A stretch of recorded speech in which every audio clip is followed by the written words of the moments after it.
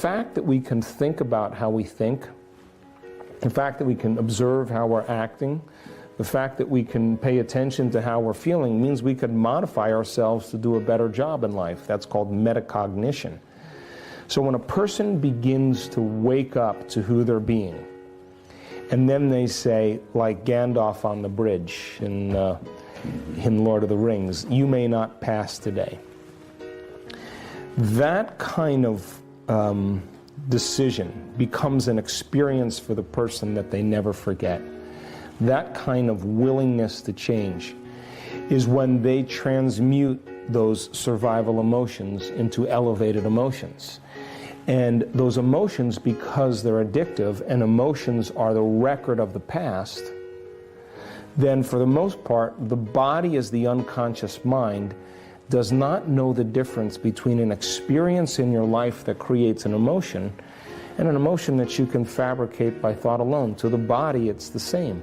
So a person who's living in anger every day or sadness in every day, their body as their unconscious mind is believing it's in the same past conditions 24 hours a day, 7 days a week, 365 days a year. The body's in the past.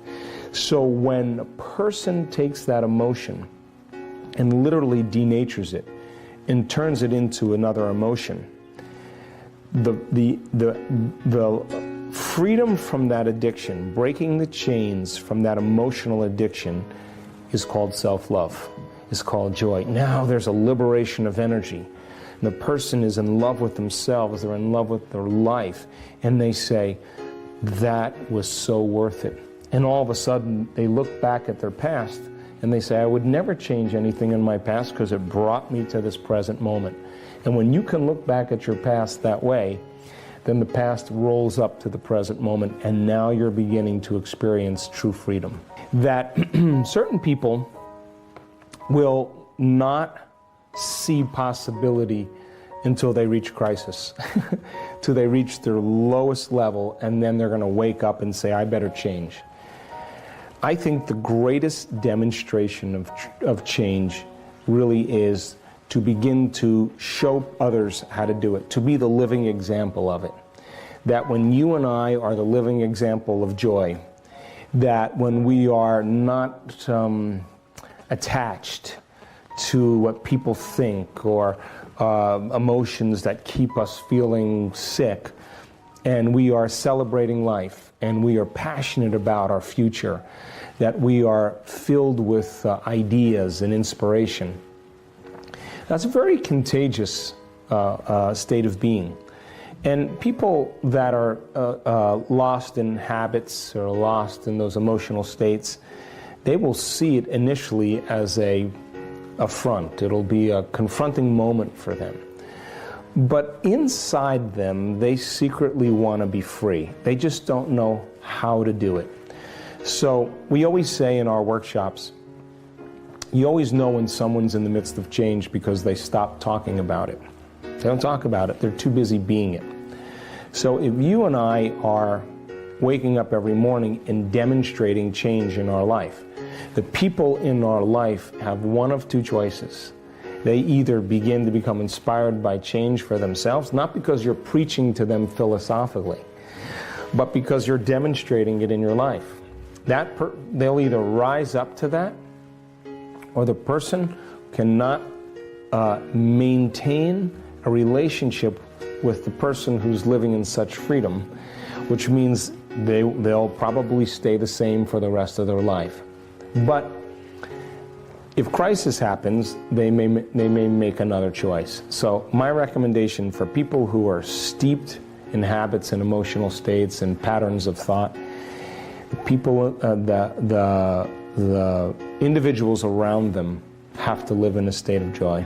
They have to live in a state of freedom. They have to demonstrate it in every single area of their life. And normally, there's a thing in physics called entrainment, which means sooner or later, others start to vibrate at the same rate as you. So be the example, and don't drop to their level of suffering, because if a person is suffering or a person is stuck in a pattern, they're using people in conditions in their life to reaffirm that addiction to suffering, to that addiction to guilt, that addiction to difficulty. But if they're no longer using you for that addiction because you're overjoyed, they have a choice now. They can surrender that, and that's the greatest thing you can do for them, is to no longer meet them on that level, but begin to influence them to rise up, not by what you say, but who you are. You have one of two choices. Now listen, nothing wrong with feeling frustrated, nothing wrong with feeling sad. Emotions are not bad. They're the end product of past experiences. And we can remember experiences better because we can remember how we feel. But when you have a reaction to someone or something in your life, there's a refractory period of chemicals that are created. There is an alteration in your chemistry. And if you don't know how to control that refractory period, and you allow it to linger for hours or days, that's called a mood. A mood is one long emotional reaction. If you keep that refractory period going for weeks or months, that's called a temperament. So I say, why are you so frustrated?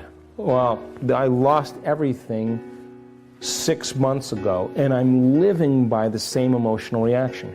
If you keep that emotional reaction going for years on end, that's called a personality trait. So most people's personalities are defined by the emotions that they memorized. And so you would say, why are you so frustrated? Well, I'm frustrated because I lost everything 9 months ago, or 2 years ago, or 5 years ago. Now, purely from an objective standpoint, what that means is I was altered in some way because I lost everything, and I haven't been able to change for the last 2 years. As a matter of fact, my frustration keeps me connected to my past. Now, shortening the refractory period of your emotional reaction is emotional intelligence. A great thing to teach children. But if a person's going to live in frustration and that is their identity, and then they're going to tell the story of how they lost everything within that emotion, then they're firing and wiring the same circuits in their brain and emotionally conditioning their body to more frustration. And their identity now is connected to the past. Now, they will never create a new future holding on to those emotions of the past. Now, I have had many, many challenges in my life that have left very strong emotions. I understand them, I'm human. But at what point do you realize that living by frustration is, number one, not loving to you? Because those chemicals push the genetic buttons that will ultimately create a disease, number one. And number two, frustration is causing you to view your life through the lens of frustration, so you're going to look for more things in your life to reaffirm your addiction to frustration. And then you're going to hang out with people that complain and are frustrated too, and you're going to use each other to reaffirm your addiction, and that's called a culture. So then there comes a moment where a person finally says enough, and they say, no more. And they begin to look at how they think. They begin to pay attention to how they're feeling. They begin to become conscious of how they're behaving when they're in that state. And if you're observing those states of mind and body, it means you're no longer the automatic program. You're the consciousness now observing the program, and that's when you begin to objectify your subjective self. You're the observer of the self, which means you're no longer the addiction or the biology, the program that you're rooted in. Every great person in history knew this. We go to movies to watch people overcome insurmountable odds because we secretly believe in our own greatness. So whether I'm talking to a CEO of a company, or to a prison inmate, or the janitor that's sweeping the floor in a school, everybody secretly believes in their own greatness. And when you realize that that frustration is keeping you anchored to the past, and you realize that there's a whole lot of future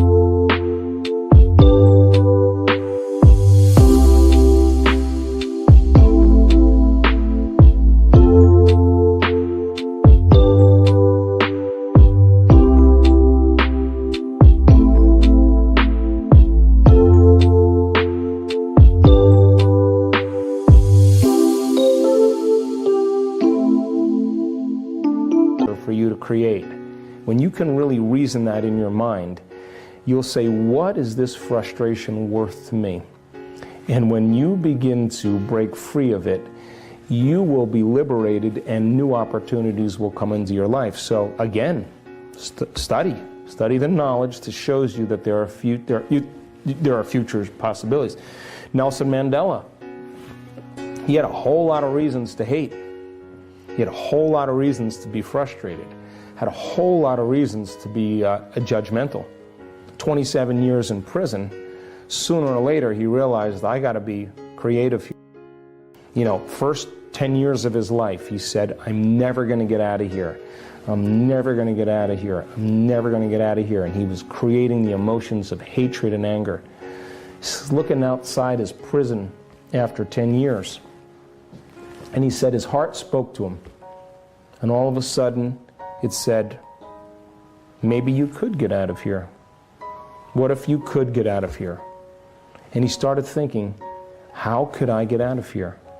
How could I get out of here? Ask the frontal lobe question.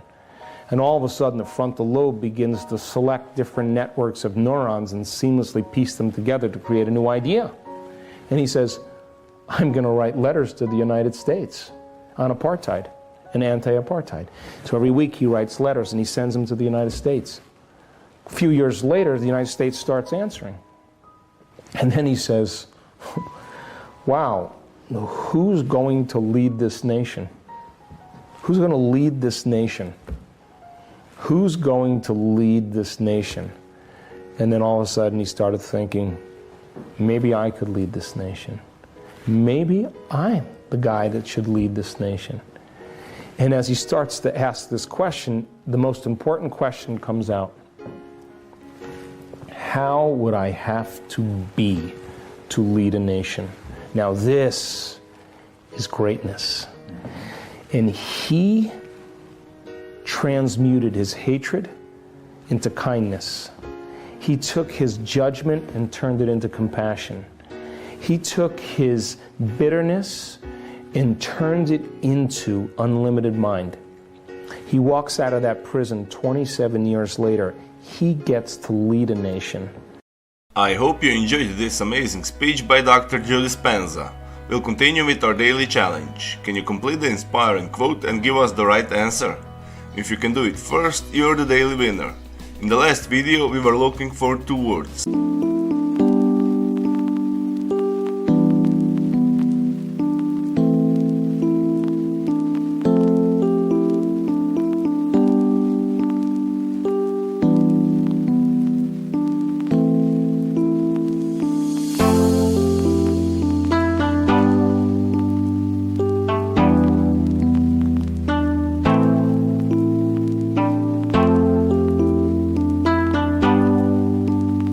The quote was Joe Dispenza's and goes like this. It's true that our brain is shaped and molded by our environment, but what science is beginning to realize is that our brain is shaped and molded by our ability to... The correct answer was pay attention. So it's true that our brain is shaped and molded by our environment, but what science is beginning to realize is that our brain is shaped and molded by our ability to pay attention. Congratulations to everyone with the correct answer and to everyone who tried but didn't guess. Today we also have the quote that belongs to Dr. Joe Dispenza and it goes like this. Nerve cells that fire together. So we are looking for 2 words and I'm sure you will know the correct answer. Write your answer in the comments below the video. Even if you're not sure, try and guess. You might be the winner of this challenge. If you love this video and find it helpful, give your thumbs up and share it with your friends. Don't forget to subscribe and hit that bell button so you don't miss my new videos and new challenges. So hit the bell button and you'll get noted when my new video is published. If you really like what we do here and want to support us, you can join our channel and our community for a symbolic fee and gain many other additional features. You can do that by clicking the join button next to the subscribe button. Or you can click on the link in the description of this video. Stay good and have a great day.